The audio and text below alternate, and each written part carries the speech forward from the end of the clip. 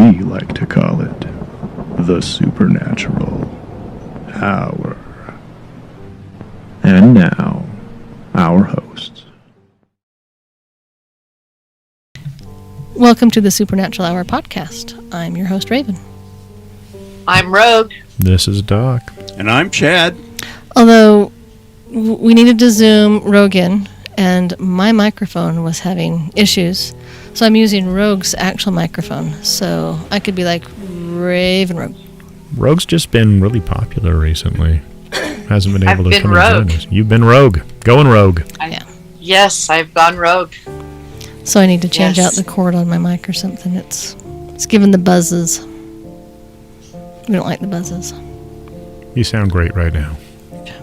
Okay, talking about the business. First of all, we've got some public investigations coming up. October 15th, we're going to go to Peteetneet School, and that's down in Payson. That's October 15th from 8 o'clock to midnight. And that's the school that Ravyn went to when she was a kid, so it is really spooky. It is. Because it is spooky season, there's a couple of other things going on. There is the Bridgerland ParaX on October 9th, which we're going to be at. We're going to have our booth, and we'll be selling our advanced paranormal merchandise, much of which has been created and prepared by Rogue. We're excited to have that. It's going to be a fun time up there on October 9th. And then on October 29th and 30th, there's the Indian Hills Horror Haunted House, which is hosted by Klaus and at his place, and that's in Provo. We'll get more information on that, but that is a really good private haunt where everybody can come. There's no cost. There is a donations jar if people are interested in doing it. But Doc was one of the early workers on that, getting that set up and going, and Klaus has done that. It's been going about 15 years. They didn't do it last year because of COVID, but 2 years ago they had about how many people? 2,500. It was amazing. So yeah, 2,500 people showed up over 2 nights. Over a couple of nights. It was pretty interesting because we had our event on Facebook and we had more likes and people interested than the mall did for their Halloween event. I had DJs and food trucks calling and asking if they could set up shop outside, and I had to inform them that this is a home haunt. We aren't a big, large commercial haunted house. But it'll be good. In terms of updates, Klaus just sent me a whole bunch of stuff. He bought, scents, different smells that go in the fog machines this year. Wow. Oh, So we've got projectors, we've got black lights, we've got strobes, we've got foggers, we've got sound, and now we've got smells. So we're just rounding this thing out. And what kind of smells? Charred corpse was one. I was going to say, one was called, I think, Haunted House. I don't know. I haven't smelled them yet, but from what I have been told... Okay, we're up in the game here. Next year, I want food. I want samples of stuff. There you go. Jeez. Yeah, I have new. We got taste. That's the last thing. We're just gonna have to add Sight, that fifth sound, sense. smell, taste. Here, would you like taste of rotting corpse? I'll pass. Thank you very much. But we, it's gonna be a pretty awesome event. It always is. It's a lot of fun. Yeah, they put on a great show. They make it kid friendly for kids as they go through, and they make it scary for teenagers. I've been it's getting less kid friendly. I have been there every year since 2012, and it's been great every year. Yeah, we build on what we did the year before, and we just keep adding stuff. So and we're going to have a booth there. So what more can you ask for besides the whole taste thing? We'll do samples, and we'll do the Supernatural Hour / Advanced Paranormal booth. Maybe we'll have candy at our booth. Maybe that'll be taste. Oh yeah, we always hand out candy too. So if you just, if you're in the area and you want one of those fun-sized Snickers bars or something, come on through. And it's free, right? You don't charge people to come through? It is absolutely free. Always has been. We started it with the intention of just bringing that element back to Halloween. We were a little disappointed by this big focus on trunk or treat, and everyone was so concerned about safety and not letting their kids go door to door, and we thought, we got to do something to bring this Halloween spirit back, and it's just become its own thing. That's awesome. I think Very that's cool. it for the business. All right, Rogue, we had an investigation recently. We sure did, and I'll have to say that this investigation had one thing really going for it, and that is location. This was in a historical building, downtown Salt Lake, and location alone, I think we all went, once we pulled up, all kind of had the feeling of, wow, there's something going on here just as a location, not, just with the client. I had a little bit of wood floor envy. They had beautiful floors, and just the woodwork in this apartment was out of this world. And this apartment Right. is a big apartment building in central downtown. I mean, kind of right in the middle of the old downtown area, and it's like a 3 or 4 story apartment building built On the probably historical register. built in the late 1890s or early 1900s. Beautiful woodwork. It was a beautiful place, Like and a- the apartment itself was awesome. Built in like a bench in the living room, and I walked in. I'm like, I want to live here now. Thank you. This was up in Salt Lake. Very nice. Yep, right. Yeah, right downtown. Yeah, so that it was a great building. Do you think that every one of those apartments is decorated in that same decor? No, No, I Probably think not. that's tenant. That was a Decor. tenant-driven thing. Yeah, I think so. I'm not positive on that, but With all of that the way the wooden benches are built into it. those with the wooden benches and those things, I'm sure those were historic.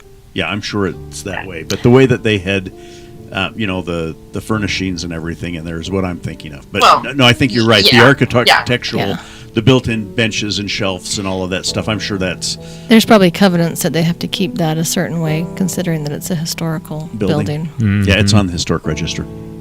Right. And that stuff just sits and absorbs energy, and we found more energy happening in that 300-400 square foot space between the bedroom and that little opening in the living room than I think we've seen in any one location all at once. Oh yeah, I reached out and touched that mirror, and it was over. I'm like, nope. Mirrors. Interesting things.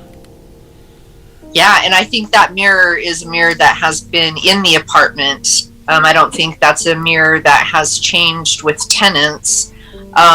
So there's a lot of absorption of energy that has gone on in that apartment, and then the client with their own experience. That's what made that one interesting for me. The combination of the two. Yeah, so just a little history. She had a little bit of some hardships growing up, which did some ding of self-esteem, and I don't even know self-confidence. Her confidence took a battering, and because of that, there were some darker entities that tried to take advantage of that weakness that she had. The investigation was not just around the building and that, but also around events in her life and things that had been attached to her for some time. This wasn't an event or thing that had happened just as they got into this apartment, but it may have amplified in the apartment. Correct. And some of the things that they were saying were happening is her moods would change. Just out of the blue, she would act differently. They were arguing when they felt like they shouldn't be arguing. Rogue, do you remember, were they seeing things? I don't remember that they said they saw anything. I don't think that they had seen anything. I think they just both feel things. Right. And her husband was fairly sensitive. He's actually the one that noticed her mood swings more than she did. Husbands do that. True. We'll go there. No, but she, we asked her if she had, blackouts of time, and she said that she did. And that's always concerning, because then you're looking into, is those missing moments, does something within her, or is it, a demonic possession? through the course of the investigation, we decided that she was not possessed, but she was definitely being acted on. We found... And oh, go ahead. did you mention, Ravyn, that she's pregnant? No, I did not. So we also have that thrown into the puzzle. Right. So, she is tired and going through all these things anyway, but it wasn't just because of the pregnancy. We asked questions about that too. Things had gone on before, the pregnancy and during the pregnancy. It's interesting. We found a female spirit in the home who was not so much acting as a protector spirit, but just trying to get their attention to tell them that there was something going on in the home. And this female spirit appeared as a woman from, did we decide the late 1700s, early 1800s based on her clothing? Yes, and Ravyn, you got a picture of her, and that is amazing. I did. I need to go back through and find that and post it. I mean, it's not clear as a bell. If you get them clear as a bell, you have to ask yourself, is that? But who was it was it Andy that had seen her? Or Yes, was it you? Yes. No, it was Andy who initially seen her when we went in, and then once I went into the bathroom was when I was first introduced to her. Yeah, and then after we went and took pictures, you can see an outline of her. You can see her puffy sleeves of her dress. It's a pretty amazing pic. You're going to have to get that up on TikTok. So then right across the street is an old church. And the church had, and by old church, we're talking late 1800s, and it had a bell that kept dinging. And we said, just the fact that there's this bell that chimes. Like on the hour and... On the hour. It's church bells. Half hour. Yeah. We said the likelihood of you having a real nasty, demonic entity type 3 is a lot less because they don't like the sound of church bells. But we crossed a spirit over in this home, and while we had the light open, about 10 minutes worth of spirits that had been congregating over at the church. Hey, there's an opening. There's a portal. Let's go through it. Because usually when we cross something over, it takes, 30 seconds to a minute. And we sat there holding this portal open for a good 10 minutes? At least. I was exhausted at the end of that. I really wanted to just go home and take a nap. It took everything out of me. Oh, yeah. Every once in a while, because I'll have my eyes closed, concentrating, and every once in a while I'd open my eye. It's like, did everyone teleport away and I'm just sitting here by myself? Right? I agree. Me and the spirits in this open portal. But it was cool, because everyone was helping, and we needed everybody to help to keep that portal open that long. That was, I think, a lot of people would just congregate at that church waiting to, try to find some peace, and they found it that night. All 2,000 of them. Holy cow, I don't know how many there were, but there were a lot. There were. For me, it was like a scene out of the movie Poltergeist, the original, when she could just see the line of spirits coming through. That's kind of what the visual was for me. And it just kept going and going and going and going. Like I said, it was really exhausting. And one thing about spirits that we have found just in our investigations and just researching other investigations, if they haven't crossed over, they still act like they are when they're humans. So they're not going to walk through the wall. They're going to go through the motion of, turning a doorknob. They might actually walk through the door. They might not have enough energy to physically open the door, but they will still go through the motions. So they don't just whoosh across the street and whoosh up to the portal. They're going to walk across the street and walk up the stairs and walk down the hall. And, some of these spirits were older, and that's why one of the reasons it took so long. They all got in line. I mean, they all could have smushed together and gone through at the same time, but they all queued up in line like they're waiting to get a snow cone. And, did they keep 6 feet of distance between each other? No, super spreader. No, they didn't play by COVID rules. Super spreader event for Ghost COVID. We hosted a super spreader event in downtown Salt Lake. Sorry. So, there was so much going on in this area, though. In the bathroom was a spirit, and this is the spirit that we initially crossed over, but he had committed suicide in the apartment, slitting his wrists. And we crossed him over, and they were feeling a lot of the anguish from him. And then... Because they were empaths, both of them, right? Yes. And they were feeling his, and that was a lot of the things they had to come to the realization of, is this isn't necessarily their own emotions, but emotions that they're tuning into. Right, and that's one of the things that we told the woman. We said, some of these feelings that you're feeling, it's not you. And you have to, if you're an empath and you're not aware of that, you're thinking, oh, I'm suddenly really sad today, and I don't know why. I'm suddenly really happy today, I don't know why. And so we had to tell her, if an emotion just creeps up on you out of nowhere, and you just, you're so angry, but you ask yourself, there's no reason for me to be angry. You have to ask yourself, is this me, or is this feeling coming from someone else? Because as an empath, it's really easy to take on other people's emotions as your own. Yes, it is. So then this big mirror that we talked about, it was a big full-length mirror. And the way the apartment was, where I was sitting, the mirror was staring at me, but they had some doors. And at one point I'm like, that mirror is just overpowering. I have to shut this door because I can't have this mirror staring at me. So in the course of the investigation, we got up, to investigate the mirror. And I went over and felt it, and it was just swirling. It was an angry portal mirror, a negative mirror. And it's old. And so, again, probably has covenants in this apartment to keep it historical. So you can't say, well, take the mirror down and chuck it. So we just had to... Was it a built-in mirror? Yeah. And great big. I mean, it was probably, 7 feet tall. 3 and feet by 7, something 3 like that. 3 feet wide or something. Yeah, And- it took up the whole wall. Yeah. So we just had to box it in. We made a wall.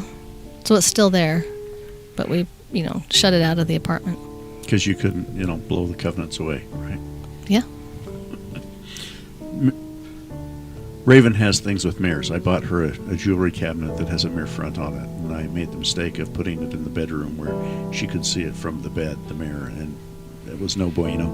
It's kind of an interesting thought, though. I mean, if you look at, magical practices, a lot of times they will use mirrors to evoke demons. Oh, yeah. I think... And the scrying kind of things where they're looking into even a pool of water with the reflection. Right. It's that reflective surface. I mean, crystal balls are kind of that same idea, too. But ages ago, we did an episode on mirrors. That's something I would definitely like to revisit because it's an interesting topic. Mm-hmm. And... That's a definite one we could redo. We'll put that on the list. We should. We'll redo mirrors because it's interesting. We can talk a little bit about invoking versus evoking entities. So, Rogue, did we pretty much cover that investigation? You missed something. Oh no, what'd I miss? The animal spirits. Oh yeah, Andy was seeing horses and cats. What else did she see? I thought there were some dogs too, but Probably. yeah, in the menagerie of all of these people and things heading for the portal. So we should mention Andy is a client who's also a medium who asked us to join her on this case. Right. She actually gave the client a reading. The client mentioned that there might be some things involved with not only her, possibly the house, and so she called us out. And, little follow-up, Andy sent me a text the next day and said for the first time in a very long time they were able to sleep without nightmares. So when you get that feedback, you go, maybe we're actually helping somebody every now and then. You did some good. Did some good. That's what it's all about, is helping people.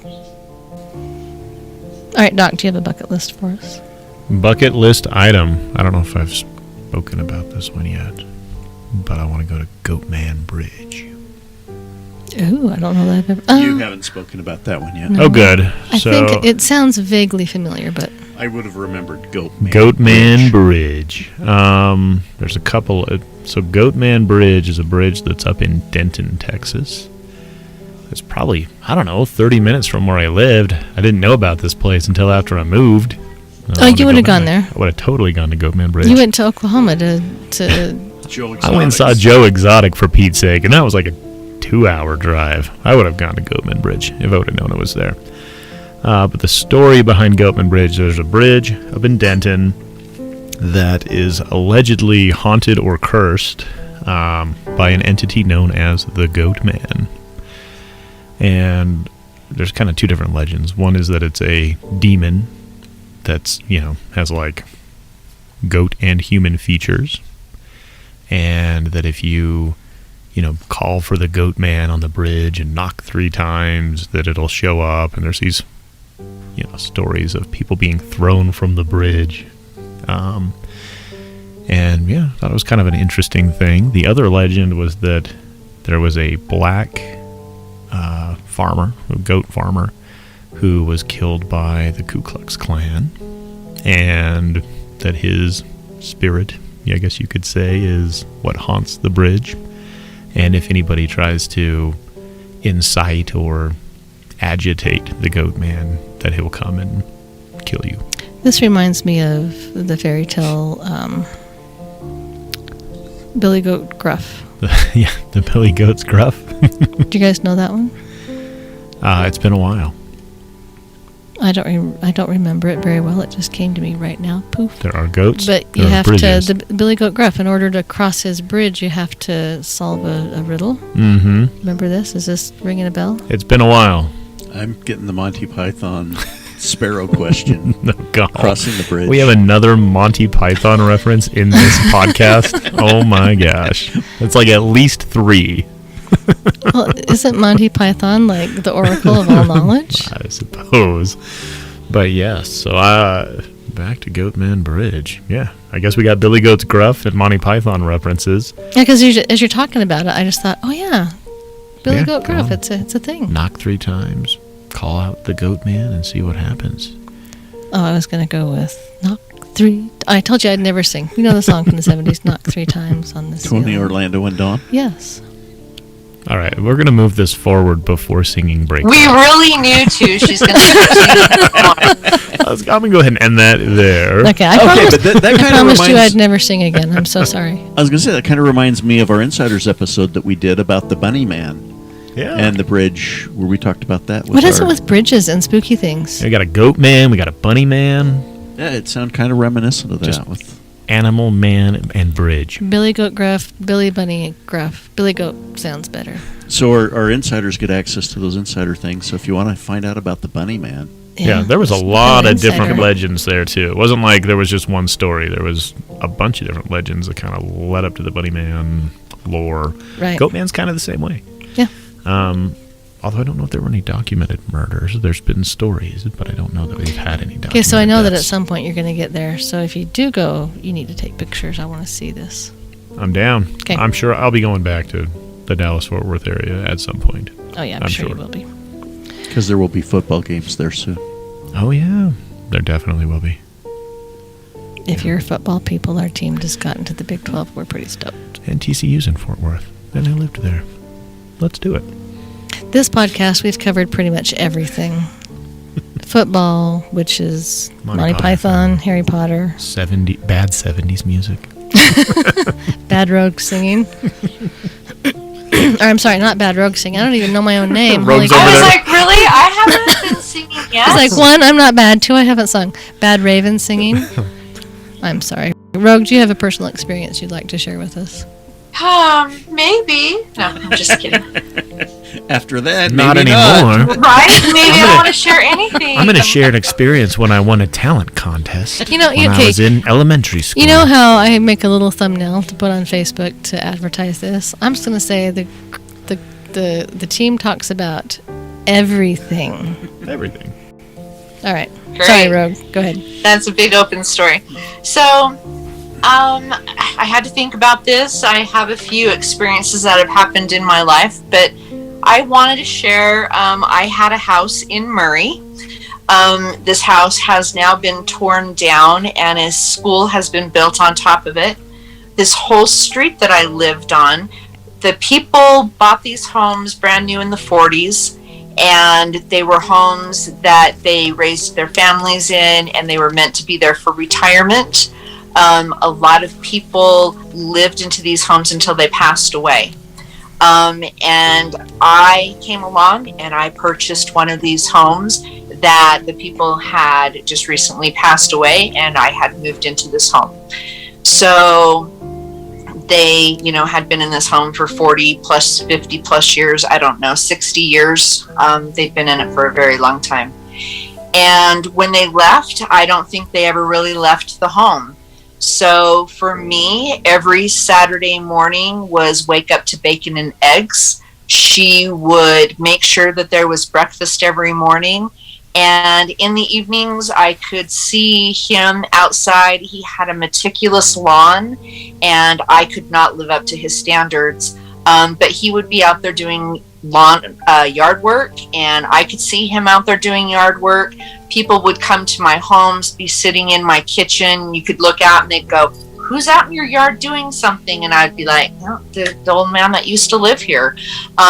They just kept, I felt like when I lived in that house that they were kind of living their lives there.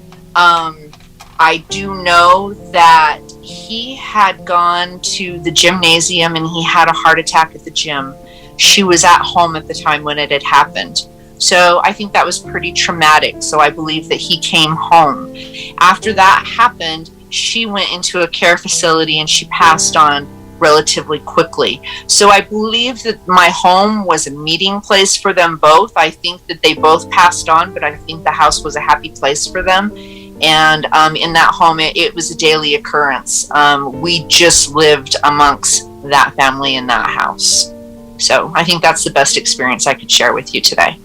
Oh, thank you. Appreciate that. Too bad the bacon and eggs weren't real. Right? I mean, I would get up some mornings going, "Oh, really? Someone cooked for me?" And yeah, no. That is such an awesome She never smell left me any. to wake up to, though. I love waking up to the smell of food. Yeah, it wasn't a bad thing. And, sometimes I would wake up because my bedroom was downstairs and it was his old office. And sometimes I would wake up just with that feeling of him just sitting there staring at me like, "What are you doing here? Like, I have no idea what you are doing here." So it was definitely interesting. I felt like there was hidden things in the walls. So that house was taken from me. Like I said, a school is on top of it now, so it has now been destroyed. So I knew I was moving out of this home that it was going to be destroyed. So I did tear down some things looking for treasures, but I never did find anything. But I'm still confident that there were treasures hidden in that house that he couldn't get to for her. Oh, wow. We'll never know. Nope. Well, thank you. Uh-huh. We have next our segment that you all are familiar with, the junk drawer. And this one, actually, Rogue, you found this one. Yeah, hilariously enough, yes. Yes, I found this did. one. And where's it from? It's from like the National Enquirer, the National Examiner. Enquirer. You actually have like a newspaper or magazine in front of you. This is nice. Yes, I bought it. So I'm like, we have to buy this. I'm intrigued. So this, We were in line at the grocery store. if you remember back in the day of wacky paranormal news, and that's really hard to find, by the way. We wanted to keep that segment, but that's just hard to find. But this junk drawer is more along the lines of a lost, wacky paranormal news. So bear with me because we're just going to read this gem. I'm not gonna summarize this. We are reading this baby word for word because you will love every single word. When you shell out the money for the National Examiner, you got to read it word for word. Got to read it word for word. Okay, so the title: I Married the Ghost of Micheal Jackson. Wow, there's layers to this. It's like an it even gets onion. better. This is an onion. There are so many layers. Shrek reference for you. We literally are going to talk about everything today. Married the Ghost of Micheal Jackson. It gets better. Does she get royalties? Oh, just wait. So, psychic reveals special bond with the late pop legend. Here we go. The whole world knows pop superstar Micheal Jackson. Hang on, I need glasses. Hang on. I'm old. I need glasses. All right. Here we go. There we go. Oh, hey, I can see. All right. Michael Jackson, who died on June 25th, 2009. He had 2 wives during his life on Earth, but now a woman claims she's wife number 3 because she's been married to his ghost 4 years. Not 4 years, but 4 years. For a bunch of years. Okay, so the King of Pop was wed to Lisa Marie Presley from 1994 to 1996, and Debbie Rowe from 1996 to 1999. So Kathleen Roberts, who is a professional medium, believes she and the King of Pop are husband and wife, and that his spirit now inhabits her body and has since 2010. So we're going on, 12 years now, right? He stays possessed in me, relaxed, just enjoying living through me and communicating as a husband, says Roberts, who appears in her own YouTube videos in which she speaks as Michael in his voice. So you can look her up and find more out about this. She actually does Michael Jackson voices. Yeah, so this is a 2-page spread, okay, with a lot of pictures. But if you want to know more, you just hit her up on her YouTube channel. But I'll tell you more. Ready? Kathleen... and she speaks in his voice, so you can hear his voice again. She's American. She doesn't give out her exact location, but she says she was always a big fan of Michael's and has a crush on him and had a crush on him when he was alive. And when he died, it was incredibly difficult for her. It was like losing a family member, remembers Kathleen. I cried. I grieved. It was hard on me to get up in the morning, and I cried day and night. I cried when I was at work. It was very hard. Kathleen believes she is the reincarnation of screen siren Marilyn Monroe, and that Jackson was initially attracted to her because of this resemblance, and I'm showing everybody the picture. I'm going to go with a hard pass on that. She doesn't remind you of Marilyn Monroe? Let's see. She has blonde hair. Other than that, Okay. and it looks like it's bleached. So But I think Marilyn's was too. Yes. So don't be too disappointed that you're not. She does not look like Marilyn Monroe. Go to the YouTube video. You can watch. Okay. So Jackson was initially attracted to her because of this resemblance and also her childlike personality and small hands and feet. Small hands. And feet. After communicating telepathically for a few months, she woke up one morning and Michael was moving her fingers and hands. He was inside me. He was moving them, and he said to not be afraid. If you can see Doc's face right now, that's just classic. She says in one of her YouTube videos, he does concerts for me, he performs, he speaks through me, and does messages for other people. They got to know each other, and then he clairvoyantly popped the question with a pink engagement ring. After she said yes, he made himself very at home inside of her body. And they even had the late Reverend Martin Luther King Jr., who was assassinated in 1968, officiate their nuptials, which took place as she was getting out of her bathtub. Because that's exactly when I want to get married, is as I'm dripping wet with my hair hanging in my eyes. That's exactly how I want to look. I'm just thinking. I'd only known that. I think I've had people committed to a mental institution for less crazy stuff. Oh, we're only like 3/4 of a page through. All right, keep it going. There's more gems here. Oh my gosh. I had a towel around my body, and he pulled me aside, and he channeled through me, she recalls. Although the thriller hitmaker shies away from having sex with Kathleen, she says he likes to use her body to dance, sing, and eat. All he wants to do is eat cookies, she laughs. That's why she was a little heavy in that picture. It's not her, it's Michael. He likes cookies, okay? Are you sure she didn't marry Cookie Monster? Like, what? I'm just wondering. I married a Sesame Street character. It's just as plausible. I mean, likes Jim Henson cookies. has died. And See? Oh my gosh. And people pay money for this, like me. The lack of intimacy is very disappointing for Kathleen. It's disappointing. Who has repeatedly tried to take the relationship to the next level, but every time she gives sex a go with the former crotch-grabbing star, he immediately backs off. I like that description, the crotch-grabbing star. I was going to say the same thing. That's what it says. Oh my gosh. I'm just reading the fine print. He doesn't like being touched back, she confides. He scares me with spider visions and dead corpse visions if I kiss him or try to initiate romance physically. But other private situations don't bother him at all. Because, they got married directly out of the bath. By Martin Luther King Jr.? Well, who else? Come on. While wearing a towel. But other private human situations don't bother him at all. Michael stays in me all the time, so he comes to the restroom with me and calls these special bonding moments toiletries, says Kathleen. And there are quite a few things about her husband that took Kathleen by surprise. Because, when you're married, you find things out, right?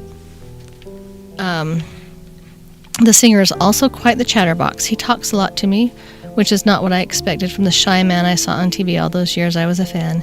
He cusses a lot more than I would expect him as a former fan. Also, Michael doesn't always act like the perfect spouse, and he's kind of a perfectionist. He is very bossy and points things out like flaws and mistakes I make, says Kathleen. I assume he got that from his father, so I try to overlook that because I love him, and I am not perfect either.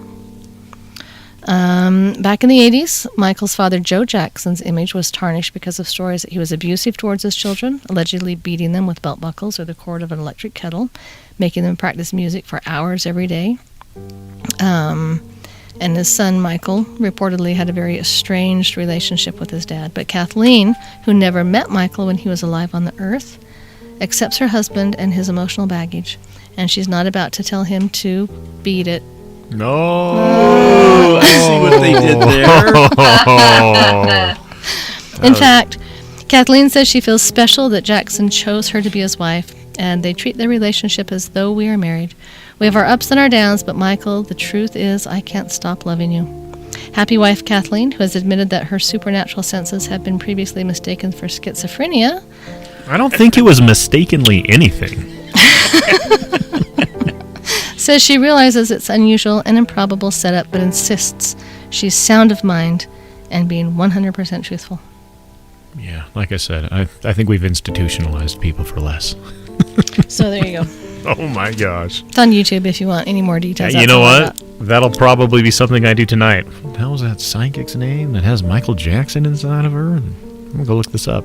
He eats cookies. I can't wait to see her eat cookies and do Michael Jackson impersonations. This sounds pretty epic, actually. I won't sing Thriller. Whew. You're welcome. Thank you. That was quite the article. Thank you for that. Yes. I've got evening entertainment now. Yes, you do. I got it. You're going to go home and your wife is going to call and say, what on earth? Stop telling him about these insane videos. That's what I was just going to say. Lindsay's going to be so happy. Oh, yeah. I'll be sure to share. Don't worry. Doc, how's your mug? My mug's doing awesome. I put wassail in it yesterday. It's not really that cool, but it is fall, so we opted to do some wassail. And it's holding up great. That was magical sounding.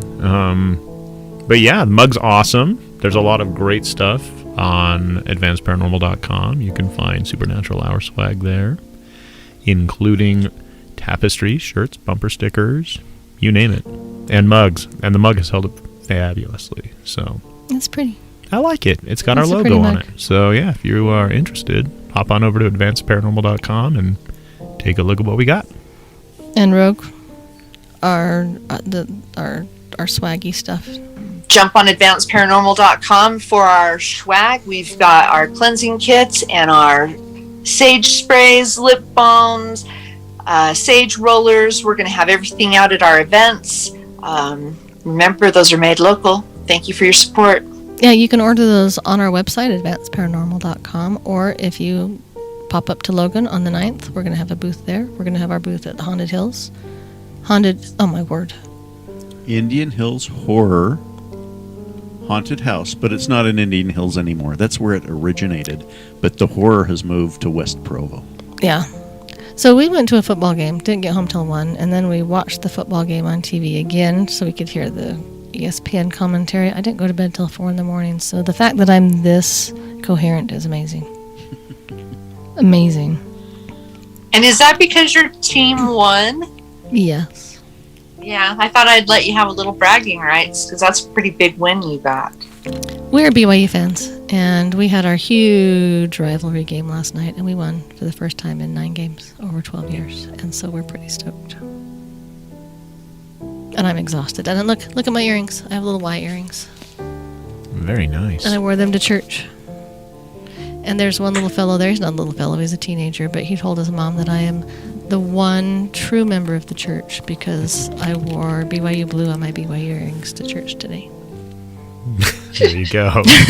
I'm just going to throw this out here. So I looked up Kathleen Roberts' YouTube page. She looks more like Ursula from Little Mermaid than she does Marilyn Monroe. Just, you'll know what I mean. If Marilyn Monroe was Ursula. Just Google Kathleen Roberts, Michael Jackson Ghost, and you'll see what I'm talking about. That's all I'm saying. Kathleen, if you're listening, we love you, and you're quirky, and we love that because I'm quirky. And if you need a prescription for Haldol, give us a ring. If you haven't, hop onto YouTube. We've got some, our podcasts are there. AdvancedParanormal.com. Yeah, YouTube/AdvancedParanormal. Yep, hop over to YouTube. We've had some people that really prefer to watch it on YouTube because they like the visuals. We've got pictures going. Also, hop on TikTok. We've got some fun stuff up on TikTok. Followers are going up, I saw. We're almost at 1,400. Heck yeah. 1,400 followers, so that's pretty exciting. I was checking out our listen notes score for podcasts a little while back, and we are ranking in the top 2% globally. So. And you know what? That's all because of you guys. We couldn't. That's huge. If we listen to right? if we listen to ourselves, we'd have 4 listeners. So maybe thank you. 3, probably 3 listeners. Dog. Oh, I'm not saying me. I'm saying one of you guys. Okay. Thanks a lot. And I'm just going to give a shout out to, we have listeners internationally. Oh, yeah. And I'm going to forget somebody. And if I do, since I'm running on 2 hours of sleep, football, touchdown. Okay. So is there a Monty Python football reference? Oh, they're drawing a blank. Okay. They're we'll British, so they don't get into American football. There's true. probably some soccer references. Well, it doesn't work. So I do know that we have a gal that listens to us on the African continent. I know we have Australian listeners. I know we have Swedish. I saw someone from Sweden who left a review. a Swedish listener. That is not a fart, by the way. I've heard that noise twice. There's just an issue with with the Zoom connection. We have listeners in England, Canada. There's one more. I'm forgetting it. Austria. Did I say Australia already? You said too? Australia already. So, but I do believe Austria. So if you're listening to us out of the country, thank you. If you're listening to us in the country, also thank you. We appreciate each and every one of you. It's been fun to watch. All 8 of you. Things grow. Yeah. I think it's taken more than 8 to get in the top 2% globally, but yeah, just know that we really appreciate you dedicating your time to listen to us. Thank you. Even though I get kind of crazy sometimes. Quick shout out to Barbary Coast, Oteos, Utah Freeze Dried for Pets, Castle's Nature Studio. He has a new name for that. I need to figure out what it is. You say that every episode, but... Do I really? Yeah. It's close enough. Why do people listen to us? I don't know, but they top 2%, baby. Maybe maybe I just make people feel better. People are like, you know what? I'm having a bad day, but I could be Ravyn. I could be that scatterbrained. All right, maybe one of these days I'll actually put Castle's name of his studio in there correctly. It's the same reason why people watch Jerry Springer, probably. I'm just a train wreck. And Bore Off-Road Backcountry Off-Road Adventure Rally. I think there was an extra off-road in there. Okay, good night. I think I'm done. And don't go to forget bed our early. favorite groomer. Got our Rescue Pets bathhouse. Okay. Stay spooky, my haunty friends. Love you, Nicholas. Have a good one. Hey, good night. You've been listening to the Supernatural Hour at AdvancedParanormal.com. The Supernatural Hour is part of the Radio Ronin network found at RadioRonin.com. Copyright 2021 by Advanced Paranormal Services.